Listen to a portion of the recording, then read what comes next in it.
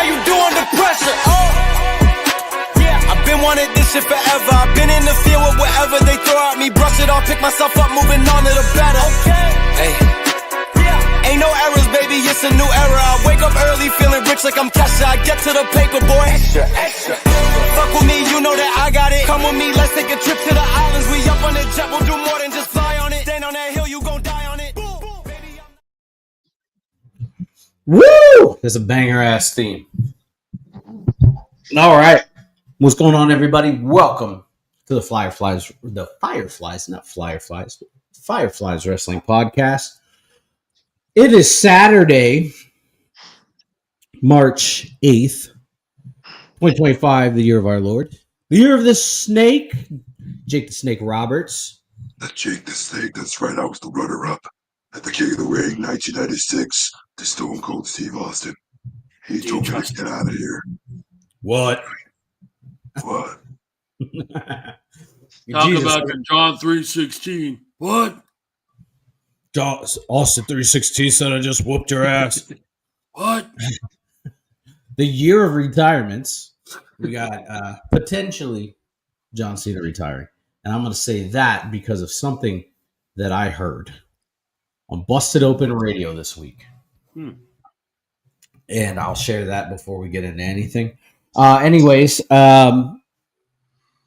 it's a year of retirements for Cena, for potentially Goldberg, potentially Jeff Jarrett. Jeff Jarrett. I thought that tour ended before it started. Yeah. I did too. It's the year of heel turns. We saw last weekend. We saw it last weekend. John Cena. And as of this week, the year of title changes. The year of title changes. The year of title changes. The year of heel turns. Naomi turned heel last night. That was beautiful. Really good moment there. I did it for The Rock. I did it for the people. Anyways, my daddy. I did it for my daddy-in-law. I did it for you, Bianca. Anyways, and it's the year of title changes. We got 2 title changes this week, which is wild. 1 on Raw, 3.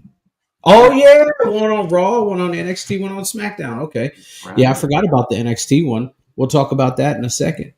But yeah, I mean, this year the road to WrestleMania is shaping up to be wild, absolutely astonishing.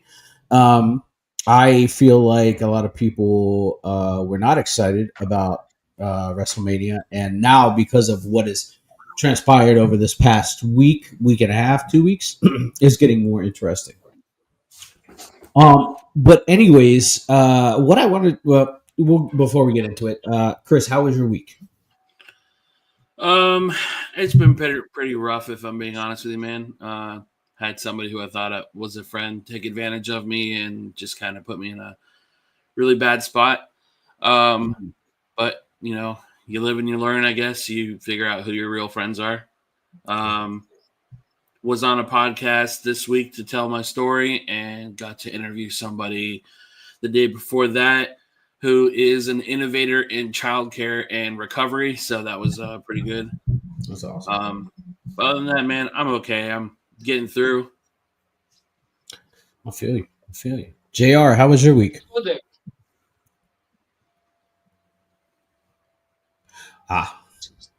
Sorry. Yeah, week's good, man. Week's good. Had a few days off to complete the bed moving, amongst other things. So, yep, it's all settled at the condo there. But just had 2 days of work, which were pretty steady for the most part. Weather's getting better here in Canada, and nice. Some good wrestling this week, which was amazing to watch. Road to WrestleMania continues. Absolutely. My week has been wild. I had a few appointments this week. Took care of some things I had to take care of. Got some sick people in the house, so I've been taking care of them. And yeah, just wild. I'm planning out and I know it's going to sound wild, but I'm planning out my garden for spring and the summertime. I'm going to, for the first time, intentionally plant flowers. So I'm excited. Not just flowers, but like plants and food and stuff like that. So I'm excited about that. Give me something to do when I'm not doing anything. Also, 2K25 came out, and I played it a little bit yesterday. It was pretty enjoyable. The story, the My Rise is interesting to say the least. Ryan said, "What's up, guys? What's up, Ryan? How you doing, bro?" What up, Ryan? Good to see you. But yeah. Anyways, I want to hit on what I said earlier about the potential John Cena retirement. I was listening to Busted Open. I listened to the episode that Dave LaGreca released right after Elimination Chamber, where he went on a tirade and said, "Fuck you, Rock, and fuck you, Cena, and fuck you, Travis Scott." Right?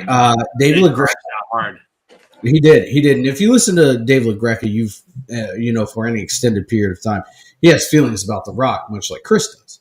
And yeah, hey. And anyways, he crashed out, much like 98% of the country did during that heel turn.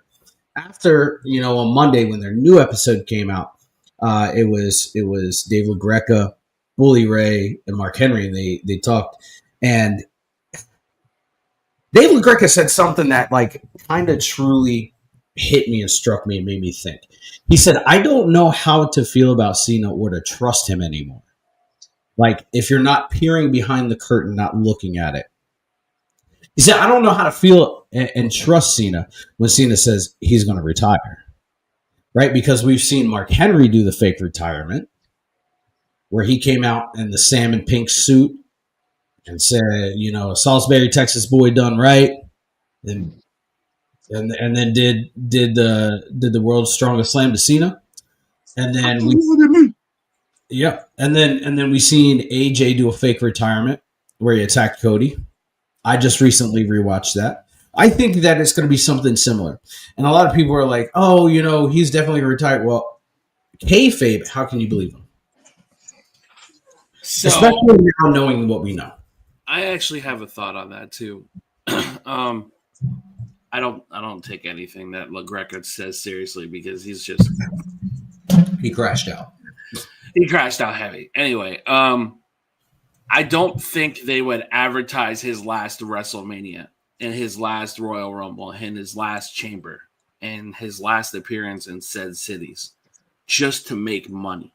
Yes, it's a business. Yes, I think they would do that shit under Vince, but I don't think we would have him straight out say that I'm working a specific schedule and you're not going to see me anymore after this event.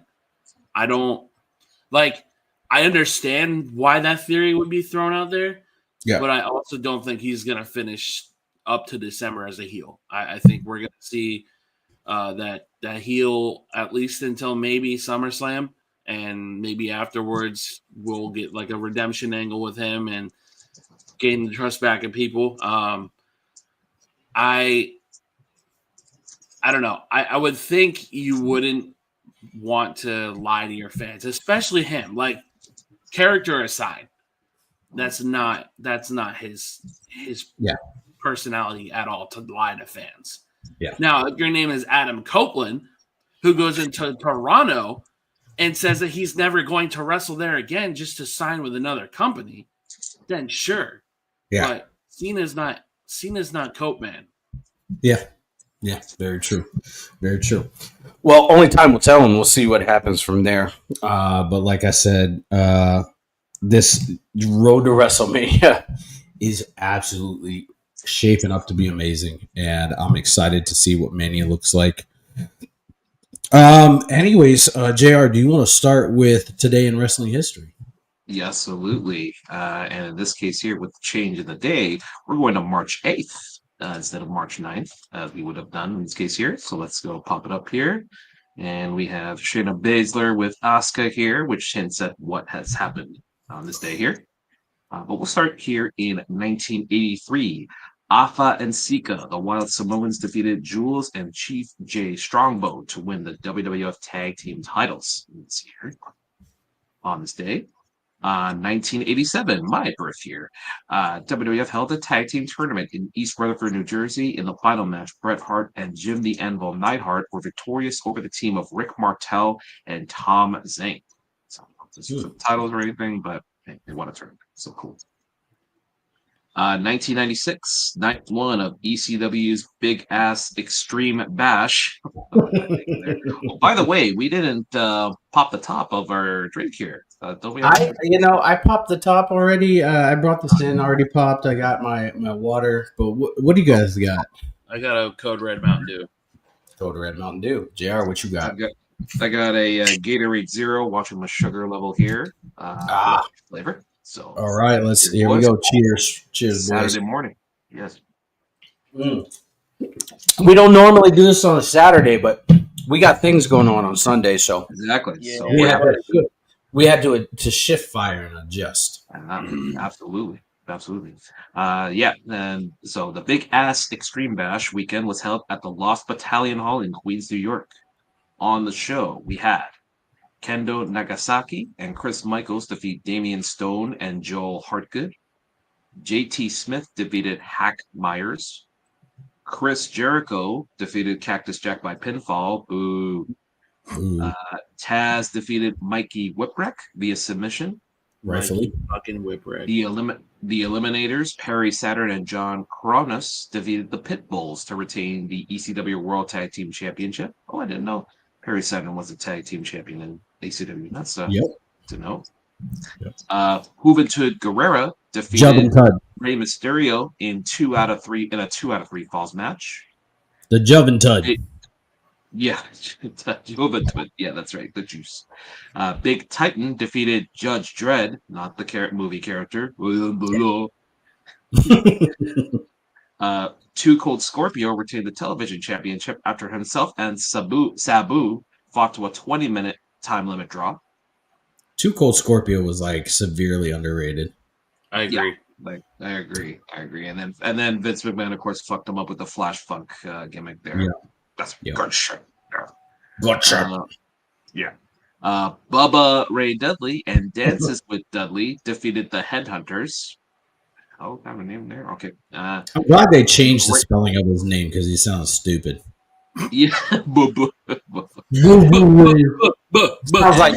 Sounds like some West Virginia type shit. Take me home, West Virginia. Take me home, country roads.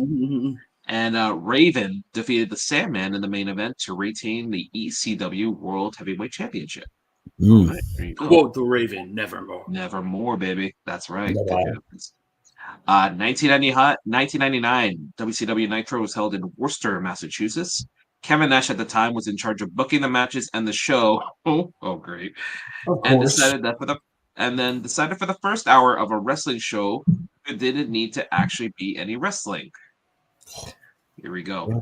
Instead, there was Ric Flair talking to Arn Anderson, Kevin Nash talking to Hulk Hogan, a Conan rap video, and a now soon-to-be Hall of Famer Lex Luger highlight reel. Buddy. So I know we're gonna get to it, but congratulations, Lex. Well done. So happy that you're going into the Hall of Fame there. Amongst others. Yep. Amongst other segments. Thankfully, in the second hour of the broadcast, there were some matches shown, although the main event saw Ric Flair, and a no contest draw. There you go. So there's your booking there for WCW as it was hailing. Okay. Now was this before or after Goldberg's undefeated streak ended? Way after Goldberg. I was going to say this time's after, yeah. Yeah. Yeah, because his ended in 98, right? That's right. End of 98, Starrcade. That is correct. Yep. The taser. The taser, that's right. The teaser. A taser from Scott Hall and then Kevin Nash. There you go. 2008, JAPW Cage Fury was held in Jersey City, New Jersey. On the show, Kenny Omega defeated Loki to become the new JAPW heavyweight champion. The first of the night's cage. Yep, the first of the night's cage matches saw Arcadia. Is the name? Okay. Anyways, Arcadia retained retain the JPW New Jersey State title against Grim Reaper. Grim Reaper. Reefer. And in the main event, Hernandez and Homicide, aka LAX, defeated Samoa Joe and Teddy Hart in a tag team cage match to keep hold of the tag team titles of that. Teddy fucking Hart, man. Teddy fucking Hart. Yeah, So much potential wasted. Exactly. Yeah. What happened with him again? Remind me. I don't remember. We're gonna have to look that up. Did he get arrested?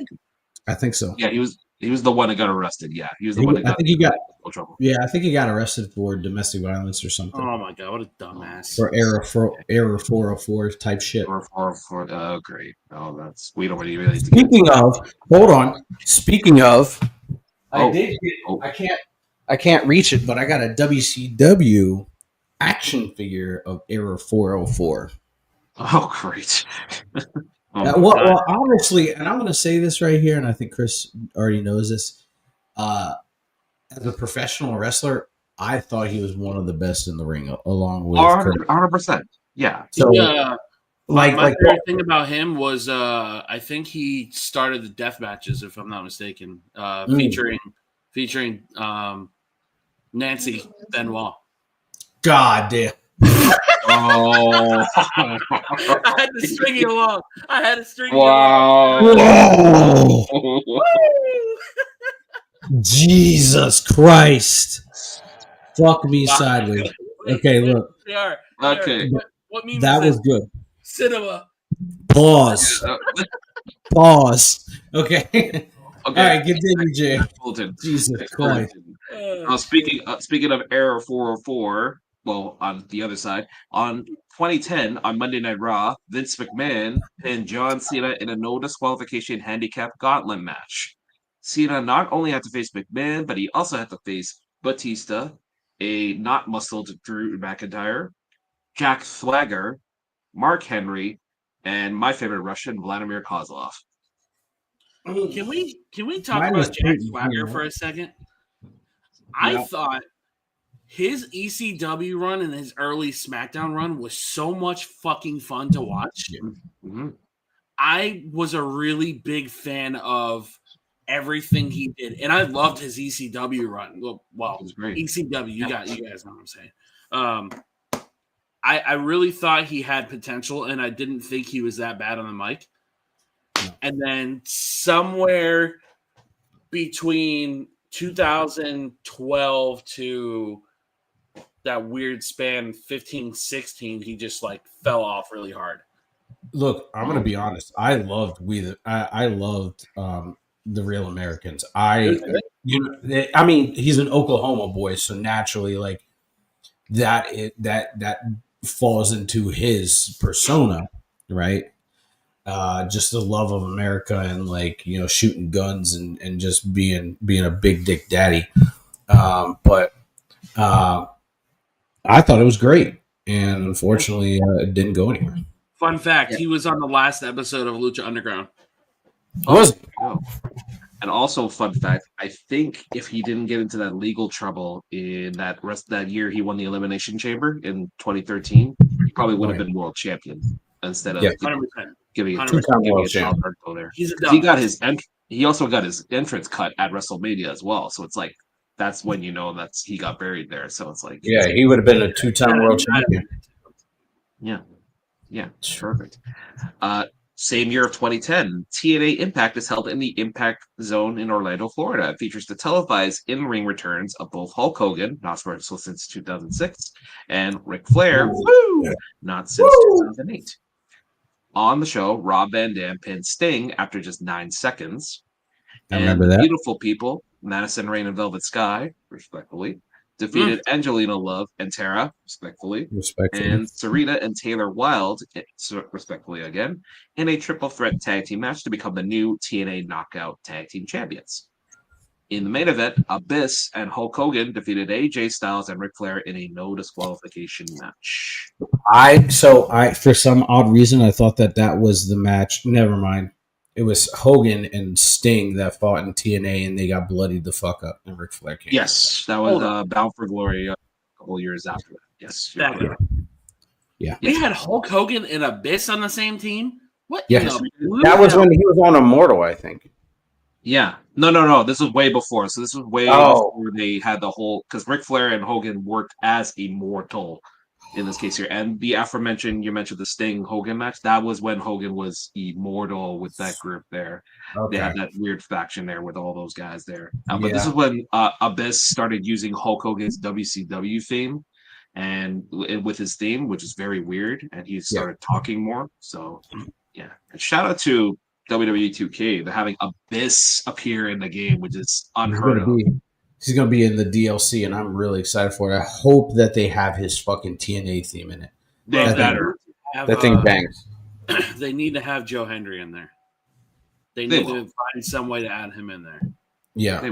Well, we'll talk about those packs in a little bit. No problem. 2020. The Elimination Chamber was held in Philadelphia, Pennsylvania. Once again, a fun fact: this was the last main roster PLE prior to the COVID protocols being enforced there. And in a tag team elimination chamber match, John Morrison and The Miz retained the WWE tag team title belts against, if I remember, Lucha House Party, Heavy Machinery, the Usos, The New Day, and Robert Roode and Dolph Ziggler.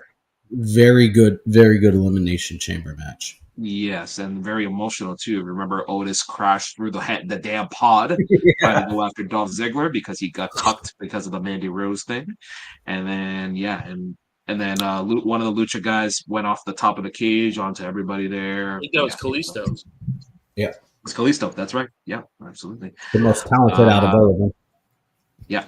Cesaro, Sami Zayn, and Shinsuke Nakamura took on Braun Strowman in a handicap match, with Zayn getting the pin and making him the new Intercontinental Champion. So remember, that was his first main roster title in this case here. And in the main event, Shayna Baszler was dominant in the women's chamber match and eliminated every single one of the competitors, which was Asuka, Liv Morgan, Natalya, Ruby Riott, and Sarah Logan. And as mentioned, this was the last pay-per-view with fans in attendance before the COVID-19 pandemic forced all wrestling companies to put all their events without a live crowd. Dude, arguably one of the worst elimination chamber matches I've ever seen in my fucking life. I agree on that. For the women, yeah. I'm gonna be the counterculture here. I enjoyed it. If you had somebody that you were trying to pin as the next dominant thing, where she came up from NXT and was just dominant, that is the way to fucking do it, in my opinion. Here's my thing on that match, man. So I've made my opinion about Shayna fairly clear, but I didn't dislike her at the time. The problem with Shayna, and the problem with everybody who was part of the MMA horsewomen stable, is Vince tried far too hard to make the next Ronda Rousey, and it was something he didn't create. Yeah. Ronda Rousey made herself. As much as I fucking hate Ronda Rousey as a person, she made herself. She made that entire fan base herself. Yeah. Yep. Then you got Shayna Baszler, who, from my recollection, didn't have a memorable MMA career. And she had more of an independent career than MMA. She had a better independent career. Her gimmick was, I don't know. It was really weird. It was like if you bought Ronda Rousey from Temu and watched it on Tubi. And naturally. Then when you go into the actual match, every female that was in that match had no business being in that match besides Asuka, because Riot Squad was DOA. By the second they got on the main roster, Vince destroyed them. Yeah.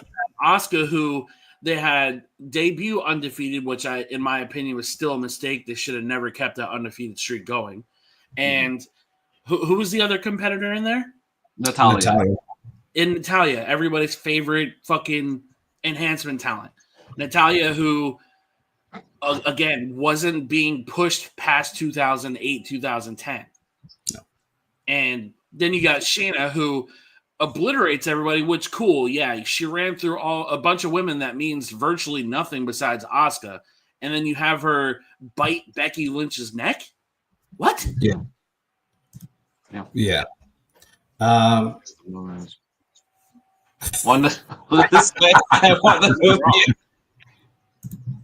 Jesus Christ. Oh my God. Fuck, man. let's finish this off here. We have notable birthdays here. We have for today, we have Yusuke Okada, 1993, and a happy birthday to Chad Gable, 1986. Thank you. Happy birthday to you, Master Gable. All right, and that's this day in wrestling for March the 8th. Sick. So before I gotta fix this fucking screen. I hate when it reverts back. Anyways, before we get on to Raw and we talk about Raw, I'm gonna share something that JR had commented on. We got Lex Luger being in the Hall of Fame this year. Well deserved. There's a video package that was put online, and then it ended up being aired on Smackdown, and we'll talk about that too. But Cody Rhodes went to DDP Yoga, and DDP has been famous for revitalizing human beings. And I swear to God, if I can't remember who said it, but somebody tweeted out that there should be a sainthood. Shane Helms said it. There should be a sainthood. And if anybody deserves to be a saint, it's DDP. That man has revitalized and helped so many people out. And in the video, He saved my life there. he saved the bad guy. But yeah, he's brought so many people back from injuries that could not be cured by Western medicine. And Lex Luger's just another one. And Cody delivers the news to Lex that he's being inducted in the Hall of Fame. DDP says, "You can stand up, do it." And Lex has never been able to stand. And this man stands up, dude, and like on his own, unassisted. So beautiful, such a beautiful moment. Yeah, it's awesome. It was really awesome to see. And it's just, a testament to the human spirit, the human will, but also what happens when human beings help other human beings. So we're going to go into Raw. Raw starts out fiery as fuck. They start out playing what happened at Elimination Chamber, and then CM Punk comes out. CM Punk arrived in a vehicle, walked straight to the ring, didn't say shit, walked straight to the ring, and literally cut this like pipe bomb level promo.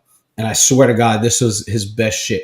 He called The Rock and John Cena bald-headed frauds. He said, "What do you want to talk about?" And he picked somebody from the crowd, and they said John Cena. He said John Cena and The Rock are bald-headed frauds, which we're going to hear a lot about from different people talking about The Rock and John Cena. But it was great. And then he mentioned Seth Rollins, and then he said, "Becky Lynch, you better come get your man." And from that moment, Seth Rollins' music hit. They brawled, and they fucking brawled. And like, if you were a casual wrestling fan and you didn't understand how backstage works, you would really think that they actually hate each other because they were going at it. Like, security could not break them up. They cut to a fucking commercial and came back, and they were still fighting. Beautiful segment. Awesome segment. It keeps that it keeps it revitalized. Ryan doesn't like Punk, and that's okay. I understand. He said Fragile Phil having a temper tantrum again. So did Seth fear for his life? Probably. Real Yeah. Yeah, I mean, real blessed. And some of the top moments from that promo, Punk said, "I'm liable to get us kicked off of Netflix right now." I thought he was going to drop a fuck bomb. I really thought he was going to do it. Did you see Netflix respond to that? No, what did they say? They responded on Twitter like, "Yo, Punk, chill." And so next he said, "I've never been so delusional to wear a fake title and proclaim myself the people's champion because I don't deserve it. I earned it." Now, somebody brought up on TikTok that that's maybe not altogether true, because when he returned after having to relinquish the championship in AEW, he had that AEW championship with the X spray painted on it. That's right. And so the next notable thing he said, you've been selling all these kids and all these people bullshit. You gave up on yourself, you gave up on all these people, and you gave up on all these kids. So furthermore, I mean, goddamn. And that's why Chris has the break a wish, fuck them kids in his name. We've seen video packages of kids actually crying, adults crying. Really And quick. this- Go Can ahead. we talk about how great that video package is? Because Yeah. it really puts that heel turn into perspective. And like Yeah. Yeah. all these old heads that want to sit here and say, oh, Hulk Hogan, oh, NWO, this, that. I'm like, bro, I'm not taking away Yeah. from the NWO and the impact it had on the business. Absolutely. There is a massive difference between the two. But to sit here and downplay that Cena heel turn, bro, that video package alone, in my opinion, there was more people that were tired of Hulk Hogan over his span of a babyface career than they were tired of John Cena. Yeah. You can't change my mind. On top of that, too, I mean, you had famous streamers, people that are really famous on TikTok, Twitch.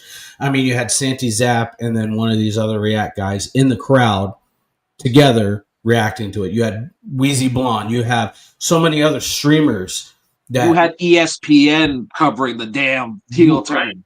Shannon Sharp himself. Yeah. Shannon Sharp covered it. You know, you had so many people reacting to it. And that's why, like, last week when I said that this heel turn doesn't just affect professional wrestling, it affects pop culture.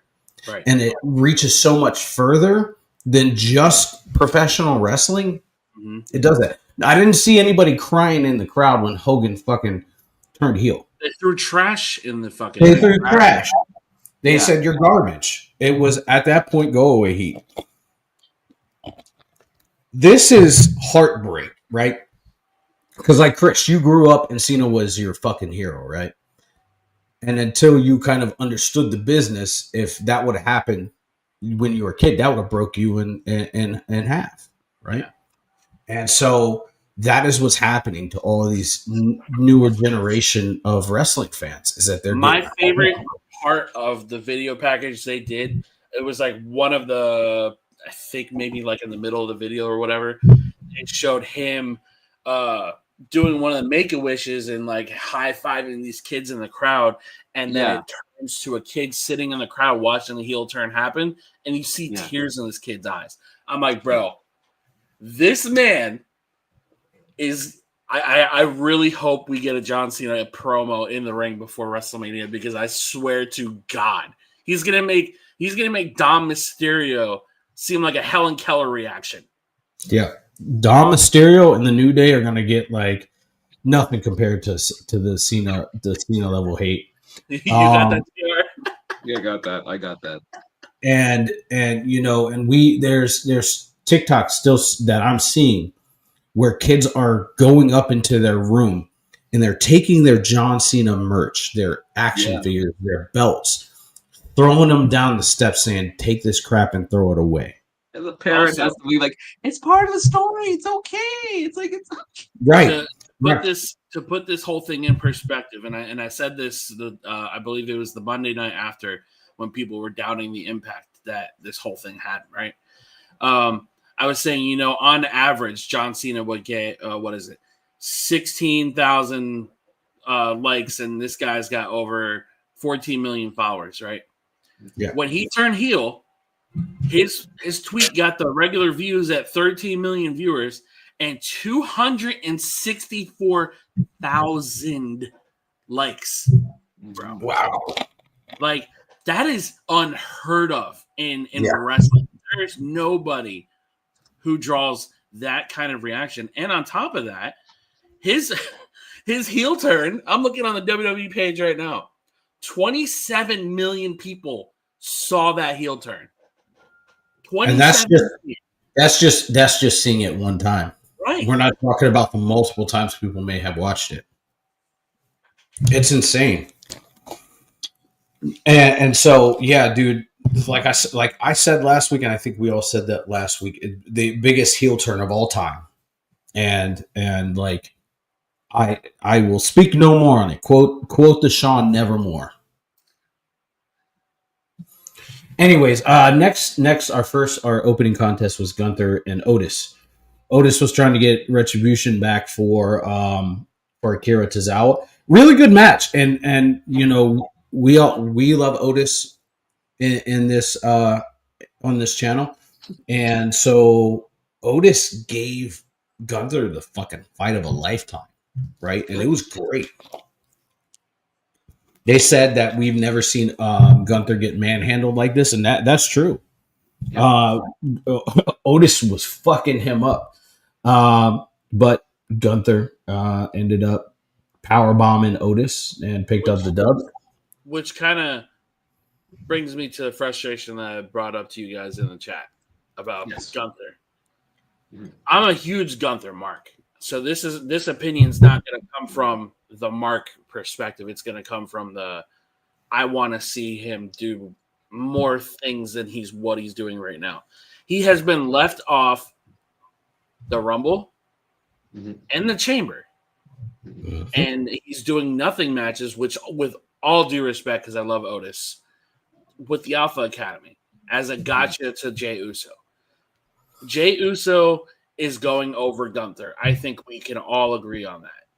I don't like Gunther sitting on the sideline just to wait to put over Jey. Yeah. I mean, if they pull a swerve and he doesn't win, I mean, one, we're going to see crash outs like never before. And two, it's just, I don't know why we have to do this with somebody like Gunther, because I feel like he could have had a match at a pay-per-view by now. Yeah, absolutely. Even if it was a squash match. I don't give a shit if it's a squash match. Give him something. Well, if you look, they've kind of relegated the heavyweight championships to the Saturday night main event, which, I mean, it's not bad because you're drawing in more viewers, right? Like we had KO versus Cody, that one, and then the next one we had Gunther versus Jey, and then at Rumble we had KO versus Cody again in the ladder match, right? They could have done something for Gunther, right? I feel exactly where you're coming from. But after the match, Otis continued, or not Otis, but Gunther continued to beat down. Akira Tozawa came in, and he got powerbombed on top of Otis. Jey Uso came in for the save. A-Town Down Under came in and attacked Jey Uso. Jey Uso fought him off. So because of the first segment and this segment, CM Punk is going to fight Seth Rollins in a steel cage on Raw. I feel like we're going to see a certain tribal chief interfere in that match. I hope not. Well, I think it's going to set up for a triple threat. Maybe after the match. Let them have the match, and then he comes. I'll be okay with after the match. I don't want to see him interfere. Yeah. Well, sure. Seth Rollins, I would say Seth Rollins needs to win the cage match decisively by pinning him. Yep. And then after the match, when the cage raises up, Roman comes out. Sets up for a triple. Here's my problem with Roman being inserted into this match, regardless if that's the plan or not. I don't like the idea that Punk nor Rollins might not win because Roman Reigns is in that match. Roman is severely protected on pinfalls. He only goes specific people go over him. I don't think he's going to eat the pinfall in a triple threat. I think it will be. That's what it will be wrong. No. I think Punk is going to win in the triple threat, but I think that it's going to be due to him throwing Roman out or cashing in his favor and saying, "Here, I'm gonna pin him," and there's nothing you can do. I'm okay with that as long as you give me something like that. But I don't want to see no bullshit just because he's the tribal queef and give him the win. Tribal queef. I haven't heard that one in a while. So next we had a backstage moment with Raquel and Liv Morgan. And Raquel said she's going to keep an eye on the Intercontinental Women's Championship match, hinting that she's going to fight for it again. Mm, And Finn just says, "I'm fine. I'm fine." yeah. Yeah. Yeah, and it's Finn is like continuing to push further away from the thing. Anyways, we had a backstage segment with I was going to say schmegment. We had a backstage segment with AJ Styles and Karrion Kross. Mhm. And here's the genius. Somebody pointed it out on X this week, and Karrion actually responded to it, and he said that anytime Karrion is interacting with somebody, he always puts the hairstyle of that person. So when he was with Sami Zayn, when he was doing Sami Zayn's thing, he did the hairstyle. He did that same thing with AJ, and so yeah, dude, it's the what they're doing with Karrion is great. Keep him doing that, but I want to see him go over. I want to see him go over. I'd like to see him and AJ go at WrestleMania and him go over. But yeah, next we had the Ivy Nile versus Lyra Valkyria match, and look, Ivy Nile looks strong as fucking sin Mhm. in that Mhm. match. It was great. There's But some we pretty see dicey spots in that match. very dicey spots. Some spots Mhm. that I was like, shit. But Very Lyra, last one, I thought she dropped on her head. yeah, yeah, absolutely.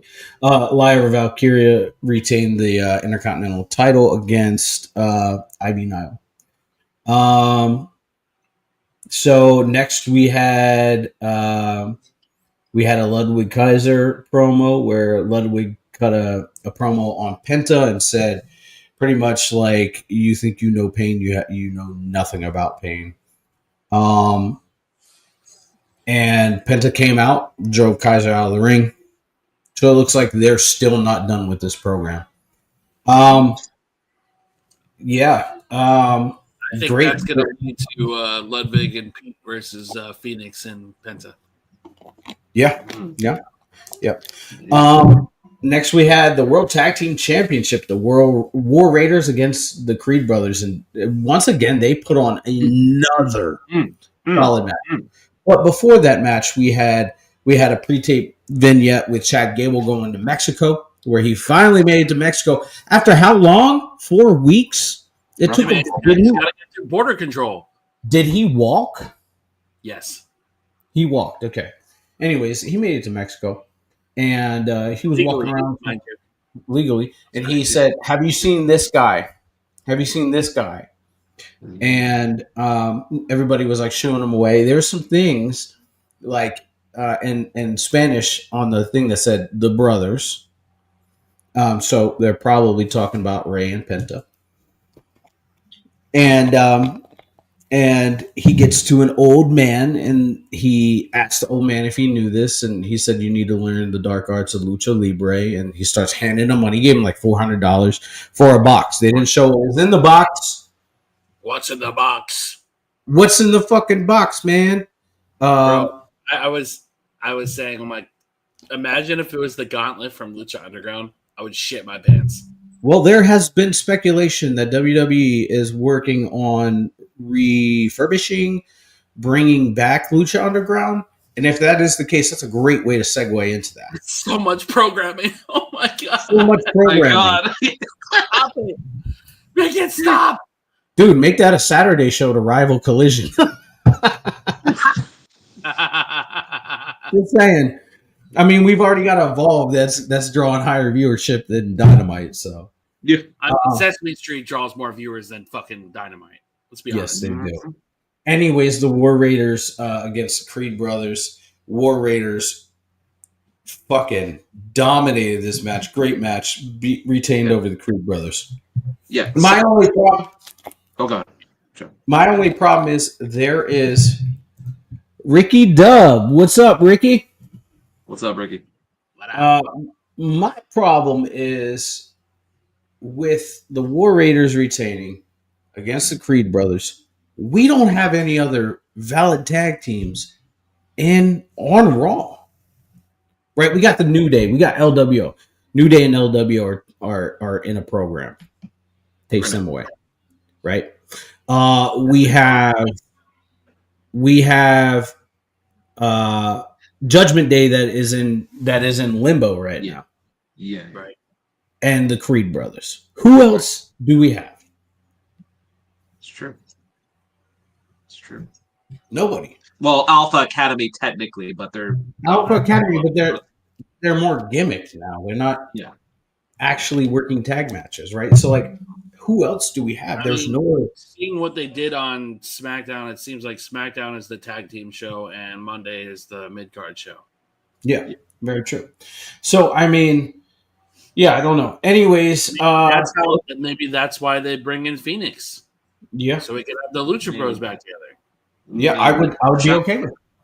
And shout out to Ivar. What a speed match he had with Yoshiki Inamura. Man. Oh, if you didn't watch it, freaking 10 seconds into the match, it literally looks like it was a freaking Godzilla versus King Kong fight right out of the gate. It was really. Ricky says that they're wasting Otis. They're not really wasting him. Honestly, they just don't really have much for him. I think he's kind of put a ceiling on himself with heavy machinery. I don't think he's ever moved past that comedy stuff. No. And like the closest they ever got was the Chad Gable thing, but the problem with the Chad Gable thing was people were pitching that Chad Gable wasn't getting pushed. Yeah. And now that he is getting pushed, it's like now. Unfortunately, well, it's a good problem to have, but we have so much TV time and there's so much deserving talent that you got to rotate people out. And Otis just had a match against the world champion, regardless if he lost. He just had a match with the world champion. Yeah, absolutely. And it like we said earlier, it really showcased like how good Otis actually is. Yeah. So next we had an interview between Jackie Redmond and Braun Breaker. It was interrupted by Finn in the ring. And Finn pretty much put him down and said, the dogs aren't going to be barking because I'm going to put him down like Old Yeller. And Braun Breaker made his way to the ring. Obviously, he was confronted by Carlito and Dom. He took Carlito and Dom out. Finn did his thing. Carlito and Dom and Finn made it out of the ring. Carlito got the shit speared out of him. The absolute dog shit speared out of him. So it looks like they're adding Finn into this already stacked level of intercontinental contenders, which is great. I mean, do something with it. It would be great if he didn't lose his last two important matches. Very true. Very true. Yeah, so next in the main event, we had Io Sky versus Rhea Ripley. Mm-hmm. And with Bianca Belair ringside, Bianca cut a promo prior to and said, I don't know what happened between Jade and Naomi, quote unquote. All I know is that they're not calling me back. And there's a problem. I'm not going to speak on it because I don't know all the facts. We're going to find out on SmackDown what actually happened. Anyways, yeah. Finn needs to bring back his Dima persona. Yeah, I agree. Bringing it back at Mania this year, I'm sure. I would love to see him bring back the Demon persona. But we had Io Sky and Rhea Ripley. Really good match. Really solid match. It was better towards the end. I feel like Rhea, I don't know what it was about Rhea. Rhea was moving really weird the whole first 10 minutes of that match. Yeah. But Rhea started dominating toward the end of the match. And there was a spot where Io and Rhea were on the outside of the ring. Rhea made it to the ring. And Bianca was cheering on Io, saying, get in the ring. Come on, get in the ring. And it seemed like she was more leaning toward wanting to fight Io, maybe because she knows she could beat Io. Bianca, much like Rhea, was looking past Io. Yes. Mm-hmm. And so Rhea knocked Io off the top rope and then was going to do the avalanche brutality or whatever the fuck her move is. Riptide, yeah. And said, I'll see you at WrestleMania, Bianca. And it got turned into a Hurricane Rana, followed by over the moonsault, and we have new women's champion, women's world heavyweight champion. Congratulations, Io. On her 18th anniversary too. She is the first Triple Crown woman. She is the first woman in history to be a Triple Crown champion in WWE and in Japan. And so that is awesome. And the 7th Grand Slam winner in the women's side as well, as I mentioned on the chat there. So congratulations on that. Yeah. So it was really good. Ricky, we're happy about that too. I think right now they're slating it as Io and Bianca at WrestleMania. I have a feeling because of the promo that Rhea cut afterwards that we're going to get a heel turn and Rhea is going to be inserted in that match or insert her in that match.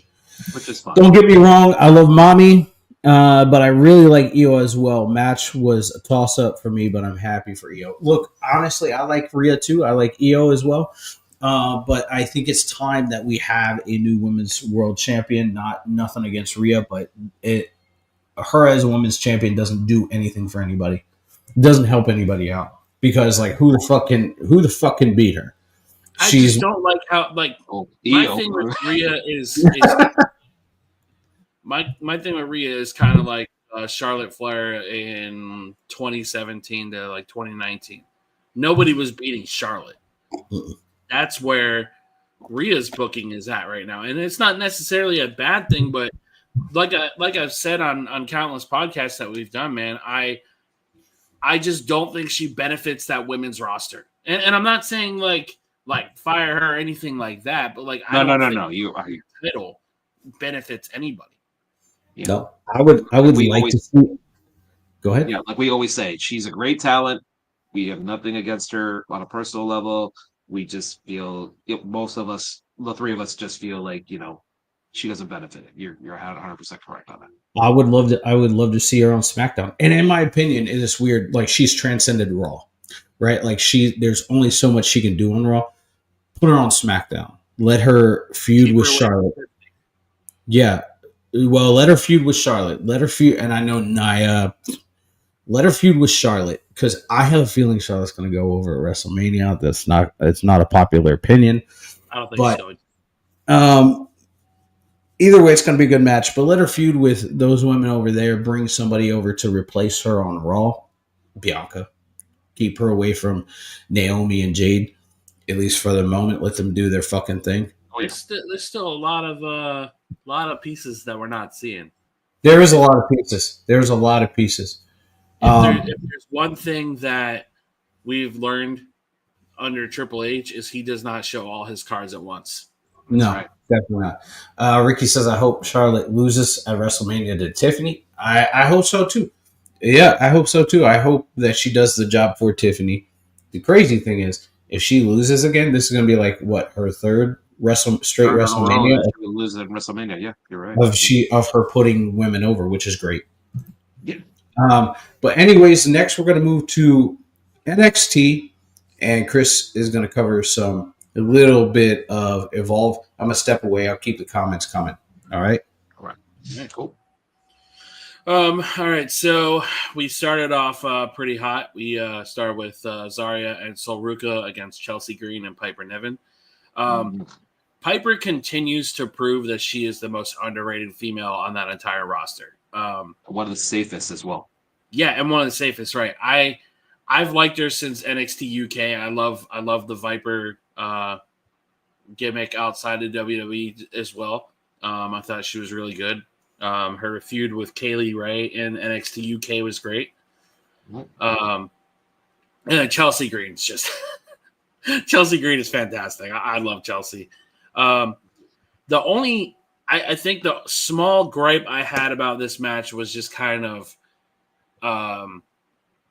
putting Zarya in that ring. You knew they weren't going to take an L.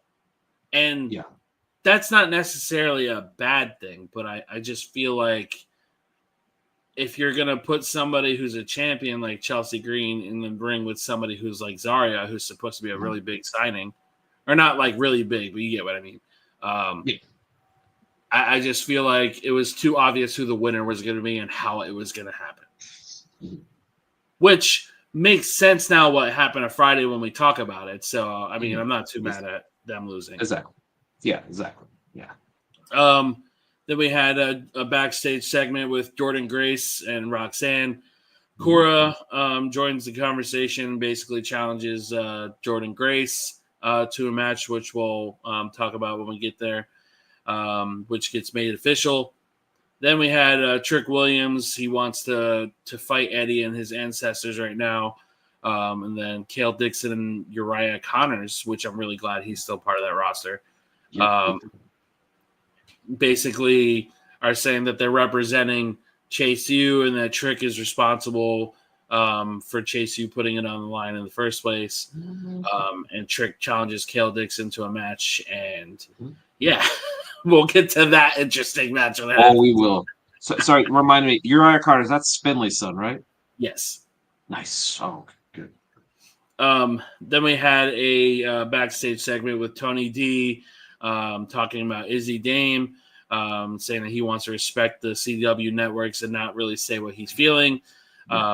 So we get ready for that main event against Sean Spears. Yep, and a shout out to we had the return of Kelly. I didn't even realize she actually was on maternity leave. So welcome back to Kelly Kincaid, who had a baby with old Elton Prince there. So yes, boy. Yes, boy. Yes, baby. Next up, we had our first bakery match: Jada Parker against Kalani. Kalani has seemingly changed a lot of her in-ring style. She's trying new things. She's trying a new look that kind of made her look like a troll doll, respectfully. But I think Kalani's great. She's very talented. But absolutely. Man, Jada Parker, though. Jada, I think, is top 3 on that roster. If Julia and Stephanie were not on that roster currently, Jada Parker would be at the top of that list because she has the look, she has the personality and the promo skills and the ring work. She is a complete package for that division. And once again, she's not in trouble again? Oh. Oh, she's not in trouble. Oh, shit. Okay, good. Jada Parker picks up the pinfall. Then we have a segment where they're doing a press conference for the NXT Roadblock, which I kind of thought was a little weird. I wasn't really crazy about the press conference stuff. It was kind of, I don't even really know how to explain how it came off on TV. It wasn't great. No, it wasn't. You're right, 100%. It definitely didn't look that great to me. So, but Oba, being the professional that he is, talking about his match with Moose, saying that he was impressed of his match against Lexis King. So yeah, we get ready for MSG this coming Tuesday. I think it's going to be fucking insane. Then next up, we had the Julia and Stephanie McCurry video package. I said this last week, but I'll say it again. I think we're in for arguably the biggest women's match in not only NXT history, but just the women's division in the entire industry. I think this match is going to make a lot of history. Yep. And they get to do it in MSG, which is amazing. So, yeah. Then we had a segment that actually kind of really pissed me off. We had a surprise with the Hardy Boys coming back. Super happy for the reaction they got. I never thought I would be praising Matt Hardy in 2025, but here we are. I don't think nobody ever thought so, but that's wonderful. He was him and Jeff just brought that energy to NXT, and I love it. I love that they are TNA Tag Champs, and I love even more that they're going to be facing Fraxium. They're grateful for the reaction they got. They're grateful for all the things that are going on, and they were talking about what it's like coming back to WWE, being home, and this is where I get mad. Hank and Tank come out, and this my anger isn't towards them. My anger is towards that goddamn crowd that makes no sense whatsoever. Well, my anger's towards Tank, but that's for other reasons. But continue, yes. The crowd was terrible. I'm starting to really hate the PC crowd a lot lately. The fact that they are booing established babyface tag teams Like, I understand it's the Hardys, but what are we doing? And still a huge Hardy Boys fan. They have been my fave tag as far back as I can remember. Yeah, Ryan. I was a Hardy Boys fan growing up, and the whole AEW thing happened. All that happened in that situation. Matt enabling his brother and his addiction behavior and whatnot. I just I fell off of supporting them for a couple of years. That being said, 2025 Hardy Boys is pretty fucking great to see. Yeah. But anyway, we had Hank and Tate come out, and then we had Briggs and Inamura, who again they just started booing, which I don't understand because Inamura is a face. Yeah. And it was just, I don't know, the whole segment was stupid. Yeah, like I said, I think they were just booing because they were interrupted the Hardys. That's all. I'm just thinking that. Yeah. Well, that's why they were booing. That's all. But yeah. And then the camera pans to just Jeff and Matt sitting in the ring, and he says, "Fraxium, we knew you'd come." Man. That's brilliant. Yeah. Again, getting ready for MSG, really big tag team match, and a really big test for Fraxium. Very huge test. Absolutely. I'm excited to see just what Fraxium is going to bring to that match and the Hardy Boys, because like I told you last week, the Rascals and Hardys match really, really took me by surprise. Then we had the LFG advertisement. I still haven't had a chance to watch it, so I don't know if the show's any good.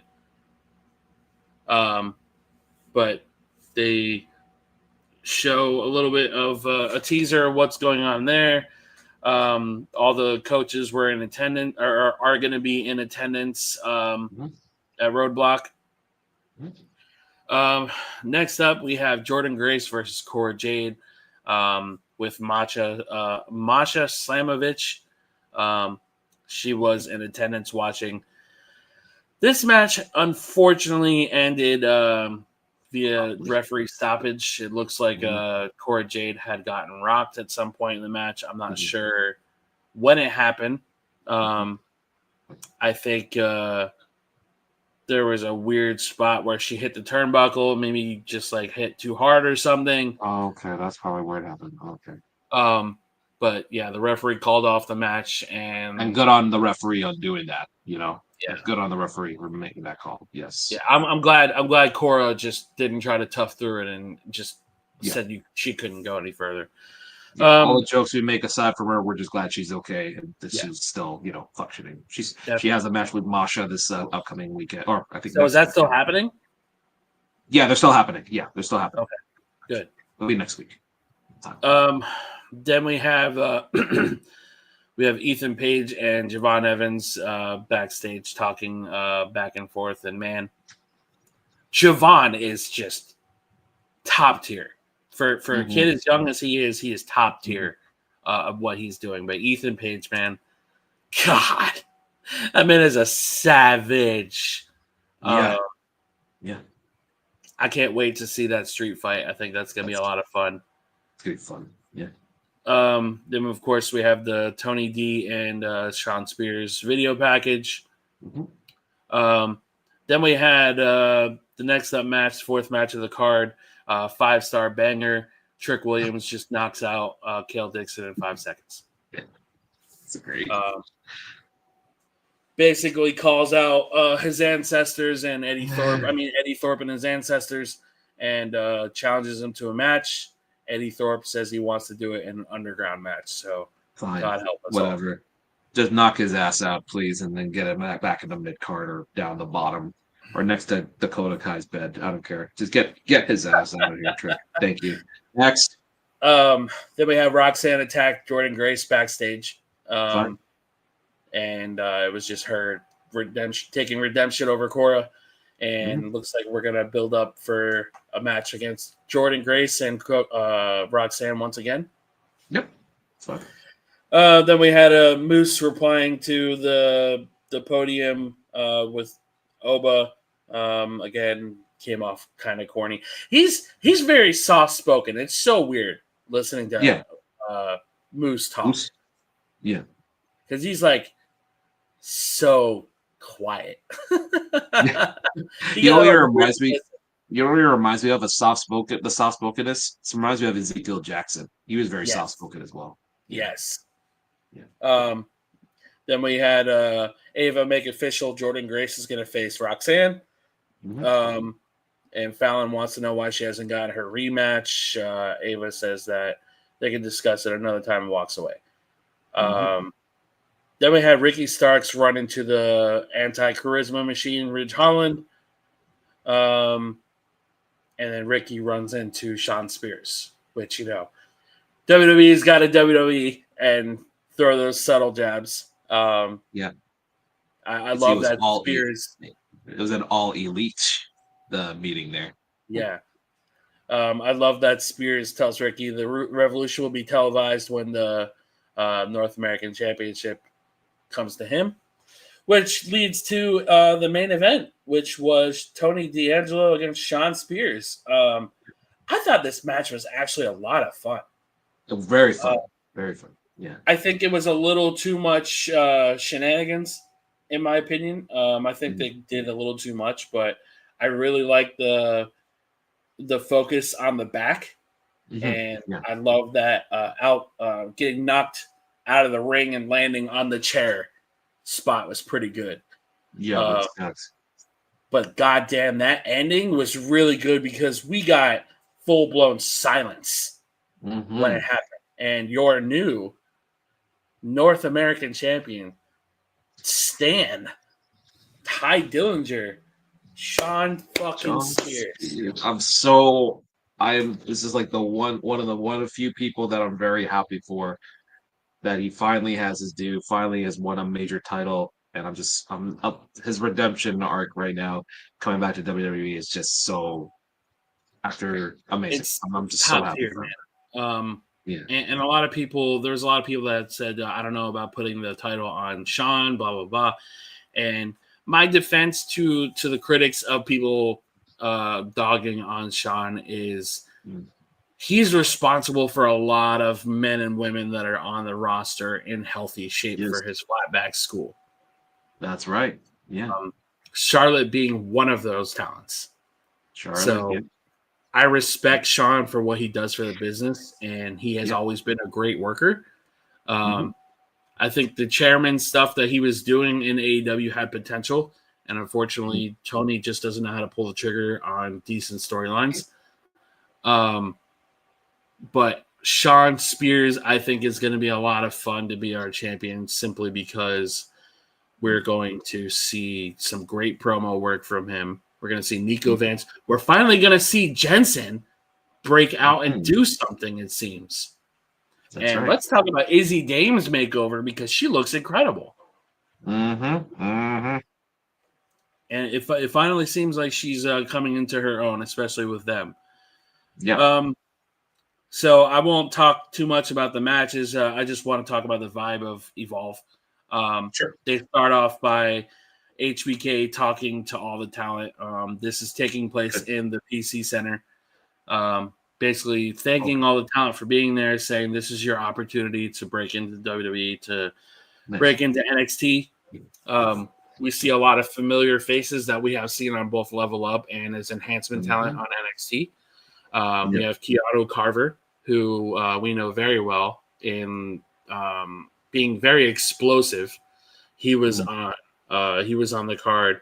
Kendall Gray and Carly Bright, another pair that I think was really shining on Level Up. Huge potential there with those two, and they were in TNA for a little bit as well for the tag titles, actually. So and they took on Callie Armstrong and Danny Palmer. Danny just proves every single time that she belongs in that company, in that ring with those women, because she reminds me of RVD. She could literally go anywhere she wants to go in terms of flying. Good. She just has a bad taste in men, but that's another story. For Danny Palmer. Yeah. Okay. And they won via submission. Carly Bright and Candice wow. Gray won via submission. You don't see that too often. Wow, they have submissions? Okay, I'll have to check Yeah. it out there. Okay. Then we got a couple video packages talking about Evolve, showing the old guard, introducing the new guard. Then we had Jackson Drake of the Swipe Right group. Yes, you heard that right. The stable's name is Swipe Right. Oh my god. And when we when we talk about this match, bro, I cannot wait to talk about this because they were killing me. Oh no. Then they show Luca, Crucifino, and It's Gal, who I'm not really sure who that is yet, in the VIP section. Then we had the Keanu Carver promo, and this guy, his name is Trill London, which leads to our next match. Keanu is incredible, dude. That guy, I think, is somebody to watch out for. He's going to be a name to keep an eye on. Then we had Luca talking about the family, saying that he's going to plan to run Evolve. He likes what he's seeing in the ID program, which leads to the third match. Swipe Right versus Jack Cartwheel, Sean Legacy, and Cappuccino Jones. I love that name. Cappuccino Jones is my favorite. I love that name.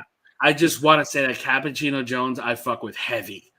He is a great name, and I love the vibe. He reminds me of Rich Swann.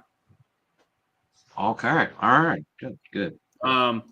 Jack Cartwheel, my opinion on the guy is he's still a little too indie for me, and I'm hoping he can develop in that program. I can see why they brought him in because he's got a great look. He kind of reminds me of like a flippy version of Jack Gallagher in terms of look. Oh, the build. He's really short, but he's really built. It's really weird. Sure. Sean Legacy is another guy who I think has potential, but I'm curious to see what his personality is going to be like. During this match, the crowd was chanting swipe left. When I tell you, when that chant hit, I'm like, bro, I'm a swipe right fan. I don't care. Swipe left. I think they should come out. Like, you remember when Matt Hardy had the Matt Facts for version 1? Yeah. They should do the same thing with Swipe Right, but call it the Frat Facts. Oh my god. I think one of the little bits on the bottom of the screen said that the most girls that somebody's dated was 18, and then the other guy, the other member of the group was like 9 because he had a girlfriend. Right, yeah. The most he dated was 9. He had a girlfriend. I'm like, bro, this is great. They got potential to do something big. All right, good to see. But that just shows how deep WWE is with all this talent, man. Yeah, it's great to see. Legacy got the win, and Kelly Armstrong comes out and basically crashes out, saying that she wants another match. And Shawn Michaels says that Ava is going to be the official person to run Evolve. So good for her. Again, great little short show. Good. It's literally the evolved, no pun intended, of Level Up. Oh, good. That's good to see. That's good to. All right. Good forward to that. That's awesome, man. I was listening to pretty much the whole thing, and it sounds like NXT and not Level Up, but Evolve are pretty entertaining.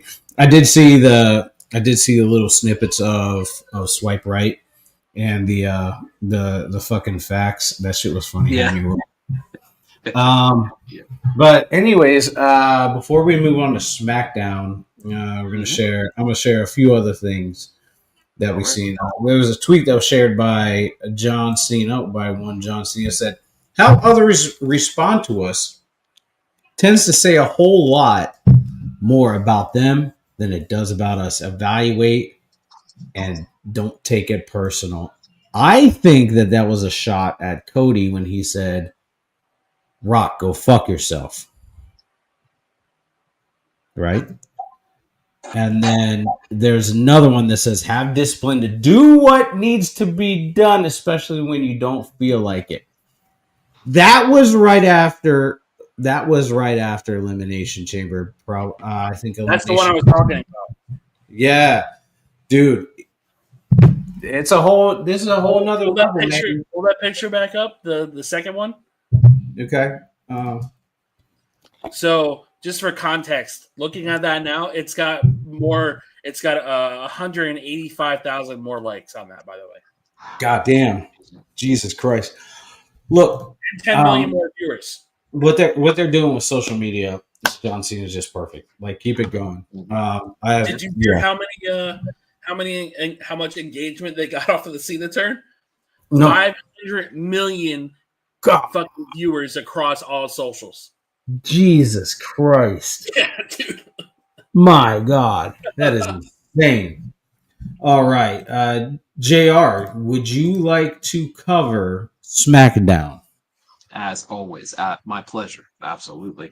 We are going to go to yesterday here, SmackDown from Philadelphia, Pennsylvania, the previous home of WrestleMania 40 at the Wells Fargo Center. Yep, the home of the Philadelphia Flyers, who basically did a fire sale yesterday at the trade deadline. For any NHL fans there.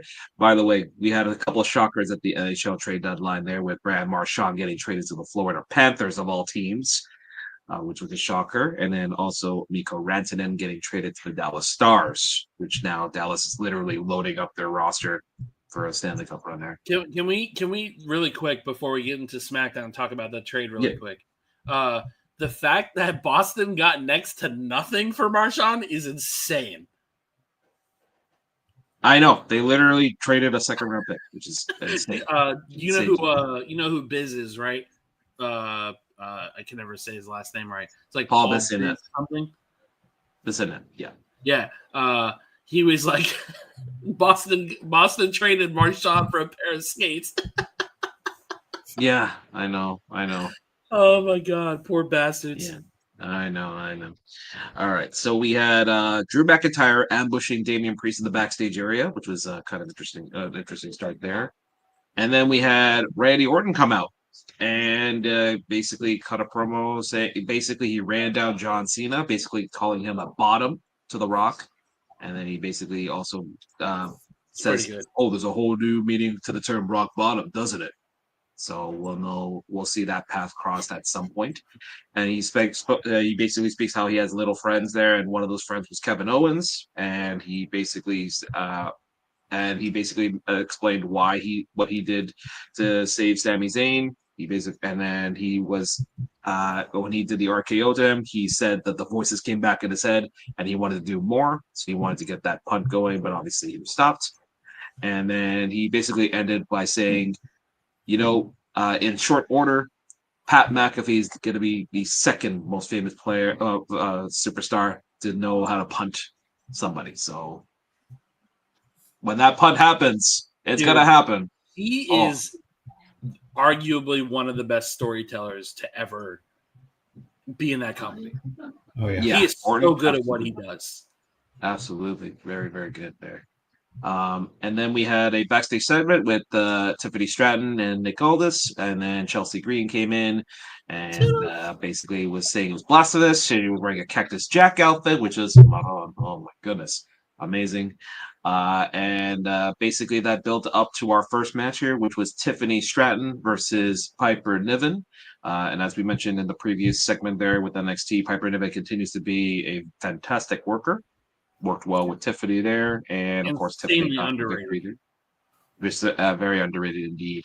Stratton gets the win with the prettiest moonsault ever after a missed Vader bomb from Niven, and then Charlotte Flair then comes out, the Queen, comes out and basically attacks Tiffany Stratton there to start their rivalry on the road to WrestleMania. So good to see them starting this program there with one of my friends was saying that, I wish they would do something different instead of having her attack Tiffany constantly. I said, listen, What? I said, if that's all you're seeing, you're not paying attention. Exactly. Charlotte has nothing to prove to that entire roster. The whole story and reason that she chose Tiffany to begin with is to be inspired.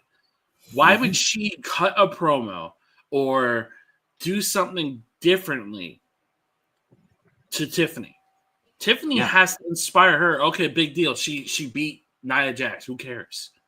She beat Piper Niven again. Who cares? Yeah. And I'm not saying that in terms of I don't care for the talent. I'm saying that in terms of kayfabe storyline stuff. Yeah. Charlotte has done everything there is to do in that company and then some. Exactly. So it's going to be an interesting program there with those two there.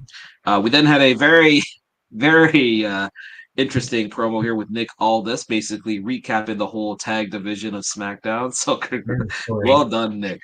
Well done, Nick. I like at the end he just tossed it. He just tossed the marker.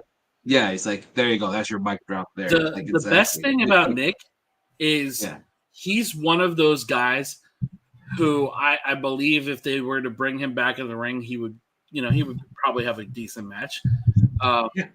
I think his authority figure and everything that he's presenting is better than anything he's ever done in any company ever. Yeah. Give me Nick Aldis versus Randy Orton. Hail Hydra. That's gonna be very interesting there. Speaking of the chaos, the subtitles at the bottom is cool. What subtitles? Under our names. Oh, our names. Thank you. Thanks. Right there. Which the chaos led to a triple threat match between Los Garzas, Pretty Deadly, and the Motor City Machine Guns, with a surprise victory. Well, to me, it was a surprise that this team won. Yeah. But yes, boy. That's right, the same wavelength there. But yes, boy, Pretty Deadly gets the victory there after a Skull and Bones mix-up there.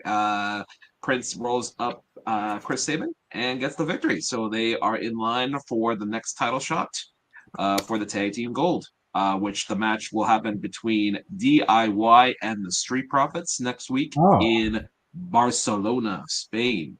The European tour begins there. So looking forward to seeing there. We then had an appearance from the Philadelphia 76ers and Paul George, which everybody booed there because they're having a crappy season. Which is, it was pretty funny. Philadelphia. Yeah, it was Philadelphia, of course. They're going to have that. And then we had the very interesting segment here with Bianca Belair, Naomi, and Jade Cargill, which, by the way, we were going with numbers here. Apparently, after 3 hours after that aired, they've had over 12 million views across social media platforms for this. So, well done to these three here. But this was very intense here. Bianca basically comes out. She's like, she wants to celebrate that she's going to WrestleMania, but she wanted to speak to Naomi. Naomi came out with a neck brace on, a glitter neck brace there, and then she basically saying, "Trinity, please tell me the truth." And then Naomi says, "Yes." Actually, do you have the image? Do you have the image by any chance of Naomi being? I'm finding it. Please. Finding if right you can now. get that image there real quick, yeah. But Naomi basically Naomi channeled her inner her father-in-law and says, "I did it. I did it for my daddy. I'm sorry, I did it for you, Bianca." And it got really intense there. And then Jade came in. 1 second. Essentially coming in a Kill Bill suit, but in white, of course. And there. I can't look at it. Oh my god! No fucking way, dude. Yo, my eyes, man. Let's just look at it one more time. She's like, "I'm sorry, B." And so Naomi goes, "I'm sorry, B." It's like, you know what? I should have. And then she's like, "Here, I'll read this last part." "Why? Because of her, B. Come talk to me. Please don't go away, B. I'm sorry, B. I did this for you. You just don't understand that right now, B. Don't walk out on me. You know why you wanted the truth? The truth is I should have pushed her harder. Every time I started to clock in and stand up for myself, all y'all turn on me. That's exactly what you're doing, Bianca, you ungrateful bitch." And then I did it for you. I did it for you, Bianca. And then, Jade Cargill came out. She gave a look to Bianca and got the jaded on Naomi. So, yeah, obviously, Bianca's way past is going to be not dealing with that for now, in this case here. It's going to be Jade and Naomi on a little rivalry there, which is fine. No problem. Hold on. Jade looked great. I might be wrong, but that might be like the same style dress that Jade was wearing when she got pushed off, and then there's the blood on the dress. Oh, right, and then the white, and then she had the white instead of the black. Yeah, that's a good point there. It's a good point there. We then had Byron Sexton talking with Drew McIntyre. Basically, he's wondering why he attacked Damian Priest. Which basically he says he has nothing to give but violence, and it starts with the black sheep of the family, which is a great promo there. We then get we get the video of Lex Luger's induction of getting announced as a addition to the Hall of Fame. So congratulations once again to Lex Luger. Well done.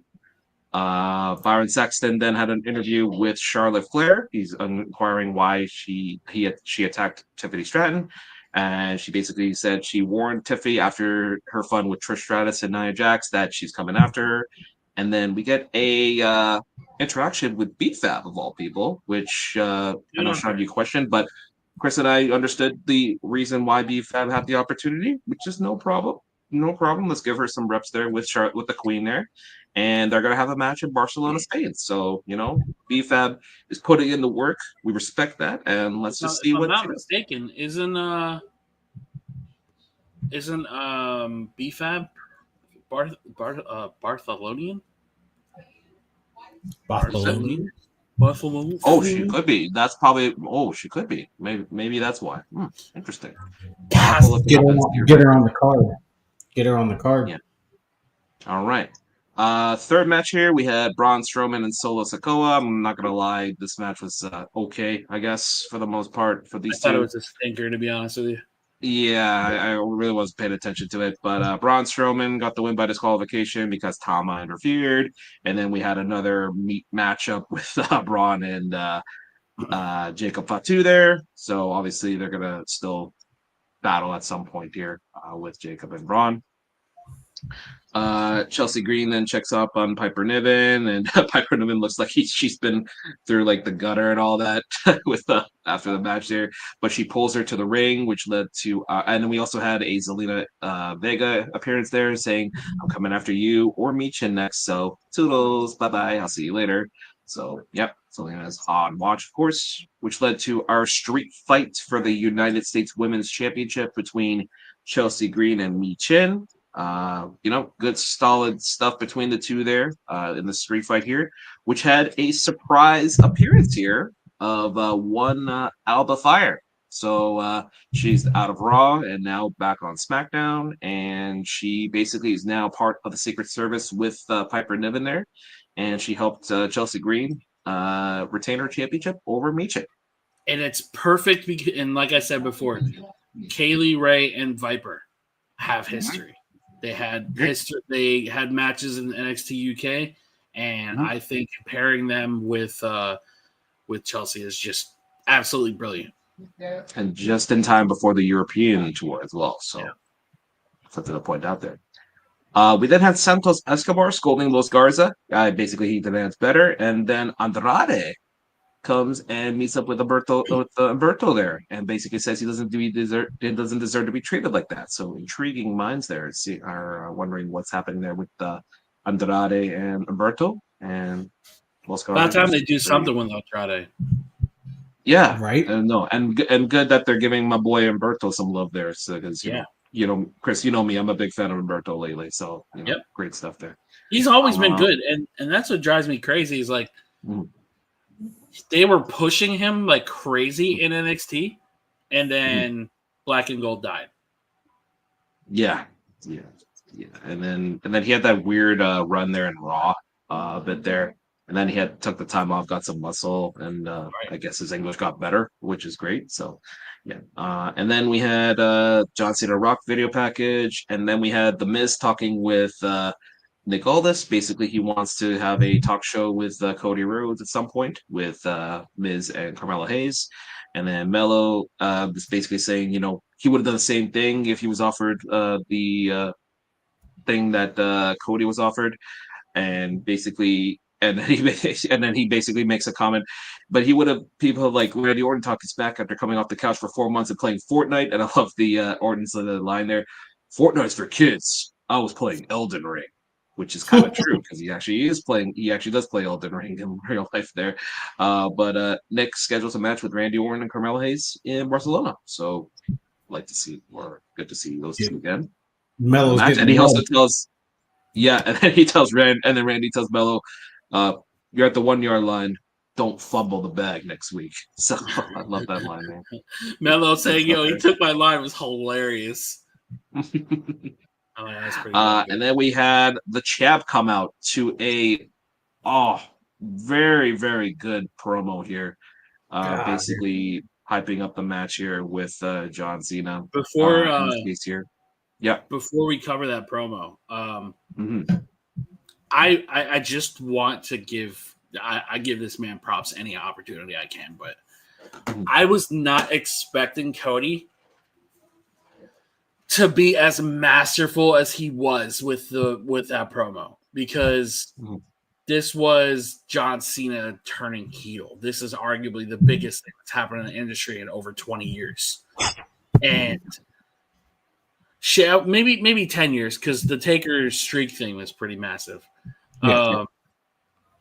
But to have Cody come out and look the way that he did with that nasty fucking black eye, I still think the eardrum thing is bullshit. Because he kind of sold it with the entrance, and I was actually dying when he was doing it. Yeah, he played it out. I'm like, bro. Yeah. Oh man. But yeah, Cody's promo, when you start talking about it, I'm massively impressed with that promo. Yeah. So you know what? I'm going to read the whole promo, and we'll break it down here. So, Philadelphia, City of Champions, what do we want to talk about? You know, the obvious question with an obvious answer is the most watched moment in WWE history and pro wrestling. And there I am laying on the bottom, tasting my own blood. What do you say to a little one, not even 4 years old, when she looks up at you and says, "Papa, what happened to your face?" It's not a conversation I was prepared to have. So I told her that I could only classify it as a Cody lie. I told her that I ran into a wall. It's not entirely true. I did run into a wall. It was designed by the final boss and his associate Travis Scott and my WrestleMania 41 opponent John Cena.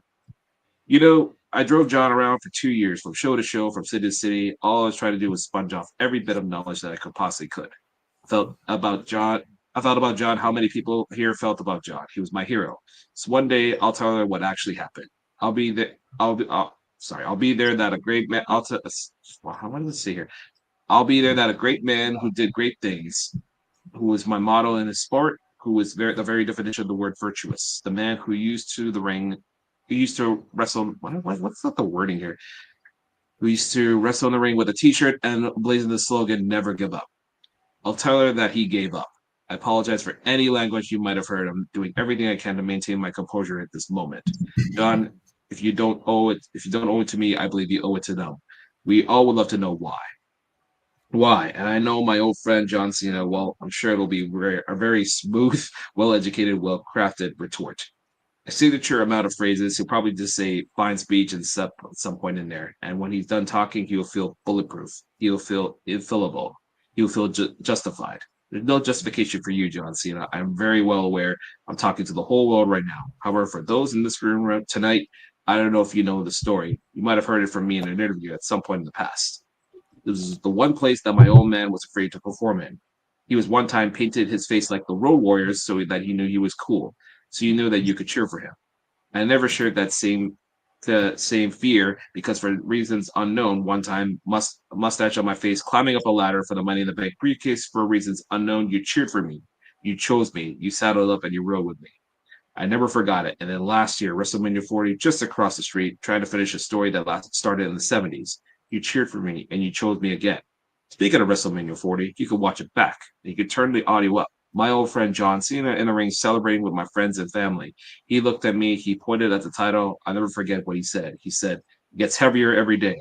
Well, John, here I am holding this championship. It's not heavy enough. Here I am holding this championship. Before you finish that, when he mentioned the Cena saying the title gets heavier, puts down the mic, and you audibly hear him struggle to bend forward to grab it. He's like, John. Okay. Now, yeah. It's not heavy enough. Here I am holding this championship as I have for the last 300 and something days. John, I know you're watching. I know that you think that your successor had to look like you, had to talk like you, had to be like you, had to live like you. Well, the next one doesn't have to look like the last one, John. And you were convinced that you were the last of your kind. You are not. I am standing here. I'm holding this over my head as it weighs nothing. And at WrestleMania 41, I will do the same. John, clearly you want some. Come and get some. Fuck. Good promo. Yeah. Very good. I think that might be his best promo since becoming a champion. Yeah, I agree. Very good stuff there from Cody there. Motivated is incredible. Before we continue on with the rest of SmackDown, I'm going to show you what Alex sent me. It's great. Okay. I love it. Pretty good. Just give up. Oh man. We then had our fifth match here, which was Drew McIntyre versus Jimmy Uso. Jimmy literally came out and started throwing haymakers at McIntyre. Good stuff here. But McIntyre gets the win with the Claymore on Jimmy, so he gets his revenge after that surprise victory a couple weeks ago. And then Damian Priest then comes out and attacks McIntyre, and they continue to brawl there. And he basically says, "On site, it's on site every week. I'm coming after you." And then basically that'll build their match for WrestleMania, which I'm the Street King for that match. I'm the Street King. You're the Street King. That's right. Yeah, that's right. The next like character change they're gonna do, he's gonna ride out on a motorcycle. No. The next thing they're going to do is they're going to turn him into the Puerto Rican version of Vin Diesel. Family. You see there. We had a Street Profits vignette there, and then we had a Shinsuke Nakamura promo before his match there. He goes, "LA Knight, after tonight, you will finally have no choice but to accept reality. A reality is that the United States Championship has passed you by and is firmly in my possession. I know that you stubbornly would make one final attempt at my championship. There was no better location for the death of your dreams than the birthplace of the United States. After the battle is over, I will continue to be the champion you could never be. Tonight, you will beg for mercy, and you will find none," which led to our main event, Shinsuke Nakamura versus LA Knight for the United States Championship. I'm going to give a clap there. Decent match between the two there. And another title change. We had some little bit of shenanigans with the mist there on the referee and then the chair. Bro, shout out to Charles Robinson, man. Yeah, Charles, man. Charles. He's been on the ringer this week here, from the mist to that clothesline from Kevin Owens.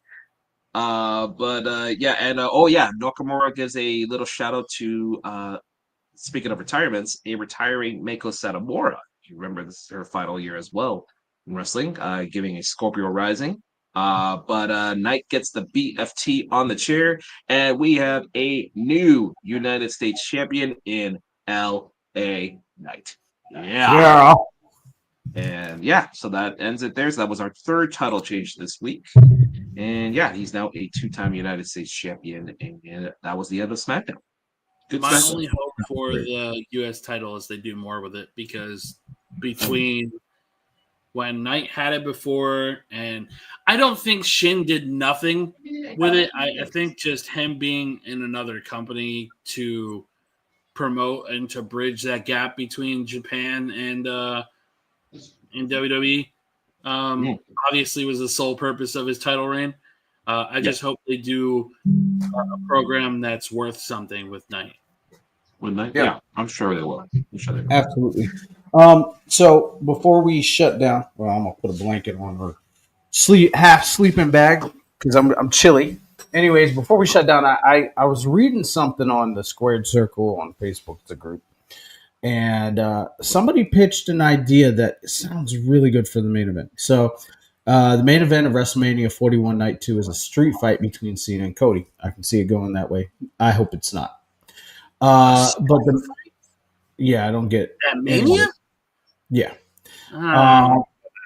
So the match is nearing its end, and both men are completely drained. Roman has already helped Cody take the Rock out, leaving Cena and Cody to finish their brutal battle. Cena manages to lock Cody in the STF. Just as Cody's about to tap, Wade Barrett, who's on commentary, jumps in and pulls Cena out of the ring and unleashes a brutal attack.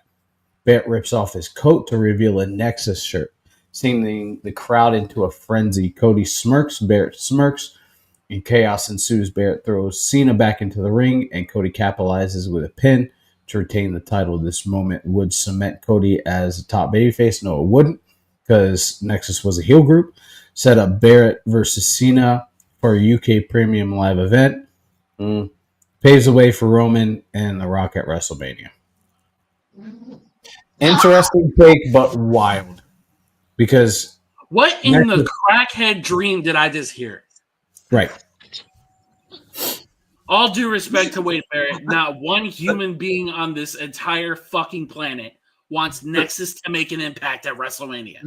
That's like when Chris, when you mentioned a couple weeks ago, you forgot that Drew McIntyre won the Money in the Bank.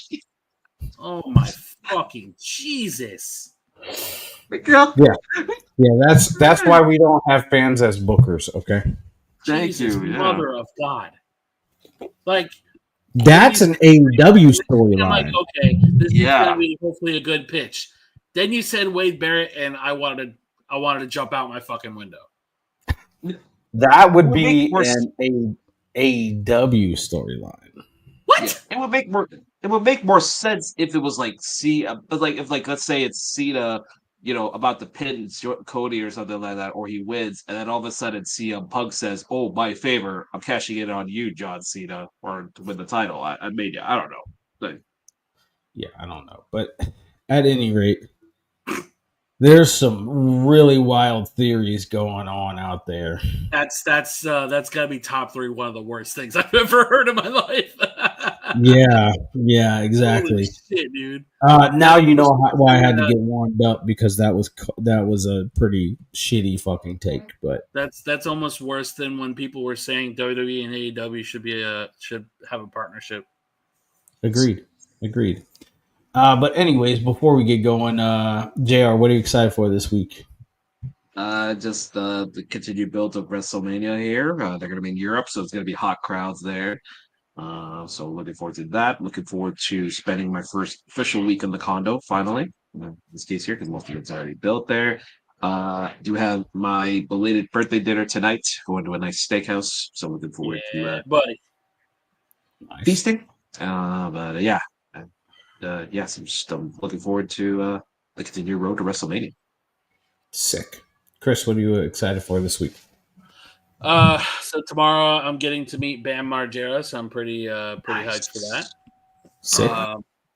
I'm looking forward to NXT Roadblock. I think that's gonna be a fucking great show. Oh fuck! I forgot. Yeah, it's Tuesday, man. When's Roadblock? Huh? Is Roadblock tomorrow? Tuesday. No, Tuesday. Okay. Yeah, it's gonna be a theme show in MSG theater. That's right. Yeah, because Raw is gonna be in MSG, NXT is gonna be in the theater in MSG.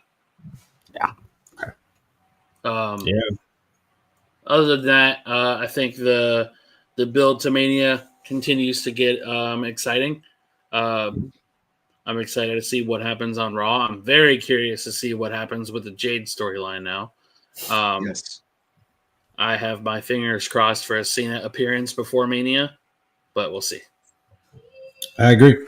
The road to WrestleMania is shaping up to be really great. I'm excited to see what stories they tell. Look, honestly, I think with the Smackdown tag team chaos that's been happening, we're going to see some kind of, I guess, tag team turmoil, hopefully. And then with the Intercontinental Championship on Raw, man, there's so many contenders right now. Hopefully we get like a ladder match. I would love to see a ladder match at WrestleMania again for a singles title.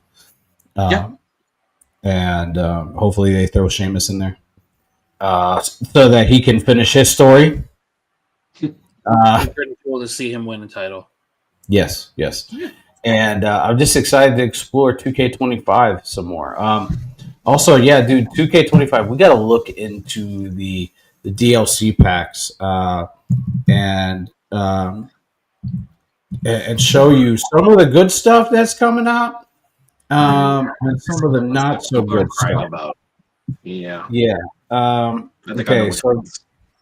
So this is going to come off of the Smackdown hotel website, which is like pretty much outside of like the 2K website itself is the most reliable source that you will find for all that. Oh, why am I hitting invite? Anyways, what we're looking at right now. There we go. Okay. All right. So the DLCs all release dates and characters. So